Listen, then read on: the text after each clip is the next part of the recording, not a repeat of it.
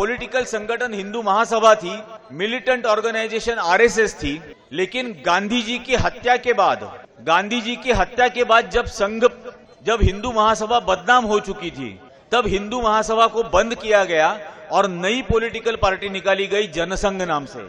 हिंदू महासभा के आखिरी प्रेसिडेंट, ये जनसंघ के पहले प्रेसिडेंट बने श्यामा प्रसाद मुखर्जी।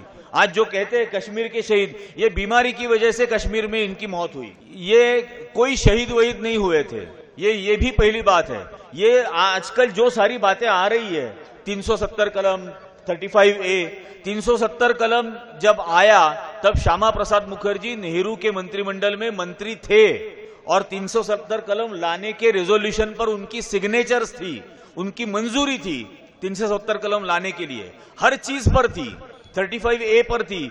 कश्मीर का इशू यूनाइटेड नेशंस में ले जाने के लिए, प्लेबिसाइट के लिए, हर चीज के लिए श्यामा प्रसाद मुखर्जी की मंजूरी थी। और ये कौन श्यामा प्रसाद मुखर्जी? 1942 में जब क्विट इंडिया आंदोलन चल रहा था, भारत छोड़ो, तब ये श्यामा प्रसाद मुखर्जी बंगाल में मंत्री थे और इन्होंने अंग्रेज गवर्नर को खत लिखकर बताया था कि 1942 का चले जाओ भारत छोड़ो आंदोलन किस तरह से कुचलना चाहिए और उस कुचलने के लिए हम मदद करेंगे, इनाम कितना मिलेगा, ये उनको पूछा था।